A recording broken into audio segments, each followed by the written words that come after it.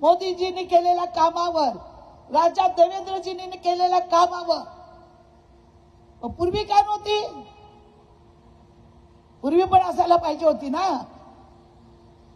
आज हे छोटे छोटे कार्यकर्ते डॉक्टर राजेश पाटलाला दिल्यानंतर आनंद व्यक्त करत आहेत। गेले अनेक दिवस संघटना कशी मोठी व्हावी, कसं काम करावं म्हणून सातत्याने विचार डोक्यात येत होते। आपण अध्यक्ष केलं, अध्यक्षांना फ्री हँड दिलं, त्यांनी त्यांची माणसं नेमली। मी कधी विरोध नाही केला, कोणी सांगून दाखवावं की कुठल्या अध्यक्षाला फ्री हँड नाही दिलं। साहेब, काल राजेश पाटलाला पद बावनकुळे साहेबांनी आणि सीएमनी मला सांगितल्या राजेश पाटलाला फोन केला मी 10 मिनिटं अगोदर की पहिले नाईक साहेबांना जाऊन भेटा, ते मंत्री आहेत, ज्येष्ठ आहेत। माझा त्यांचा व्यक्तिगत वाद असेल तो कोणामुळे आहे? त्यांच्या कार्यकर्त्यांमुळे आहे। त्यांचा माझा वाद नाही आहे। चढवणारे असतात ना, ते आमदार होतील त्यामुळे आहे। त्यांना सांगितलं पहिली जाऊन मला भेटायला येऊ नका, विचारा राजेश पाटलाला। ते आज नाही भेटले तर उद्या जा, पहिली त्यांना जाऊन भेटा, त्यांना भेटून त्यांचं दर्शन घ्या, मार्गदर्शन घ्या आणि मग माझ्याकडे या। ते नेते आहेत, नेते नेतेच असतात, ते आपण मानलंच पाहिजे। मी काय त्यांना नेते मानत नाही अशातला भाग नाही, तुम्हाला तसं वाटतं।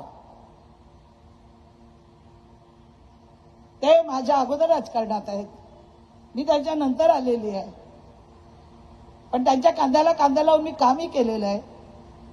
नव्याण्णवला त्यांच्या निवडणुकीसाठी रात्रीचा मी दिवस केलेला आहे। ते तुम्हाला नवीन कार्यकर्त्यांना माहिती नाही आहे। मी महापौर निवडणूक लढलेली आहे, मी महिला बालकल्याण सभापती राहिलेले आहे, महाराष्ट्राचे अध्यक्ष राहिलेले आहे, एमएलसी राहिलेले आहे। 35 वर्षाचा दांडगा अनुभव आहे माझ्याकडे आणि त्यामुळे भारतीय जनता पार्टीला माहिती आहे महाराष्ट्रात ज्या बाईंनी संघटना बांधली, 95 नगर अध्यक्ष महिला निवडून आणल्या, तिला नवी मुंबई काय आहे? मी सांगितलं बावनकुळे साहेबांना आणि सीएम साहेबांना, तुम्ही डॉक्टर राजेश पाटलाला द्या, आम्ही जबाबदारी घेतो। कुठे राजेश पाटील कमी पडले तर तिथे मंदाताई असेल। पहिल्याही 10 वर्ष सगळे कार्यक्रम आम्ही केलेच, कुठला कार्यक्रम कधी मी फेल होऊन दिला नाही, सगळी शक्तीनुसार कार्यक्रम केले, मग त्या जिल्ह्याचे असो किंवा राज्याचे असो। मी कधी भारतीय जनता पार्टीची गद्दारी केली नाही। मी जिथे जिथे राहिली तिथे प्रामाणिक राहिली। मला मानत नाही म्हणून विरोध करायचा हे कधी मी केलं नाही। मी अध्यक्षांना सुद्धा सांगितलं होतं जाऊ नका, पुढे तुम्हाला फ्युचर आहे, तुम्ही यंग आहात, तरुण आहात, आज जिल्ह्याचे अध्यक्ष आहे, तुम्हाला पुढची एमएलसी आहे, पण त्यांना मीच नको आहे। भारतीय जनता पार्टीमध्ये खूप लोक विचारवंत आहेत, आजही त्यांना पद नाही आहे, आजही ते काम करतात आहेत। अनेक कार्यकर्ते वर्षानुवर्ष काम करतात आहेत आणि त्यात त्यांनी आपल्याला निवडलंय। आपण किती मोठे भाग्यवान आहोत। और राजेश पाटील, तुम्हाला कल्पना नाही हे किती मोठं नव्या मुंबईचं पद हे तुमच्या गळ्यात भारतीय जनता पार्टीने जबाबदारी दिलेली आहे।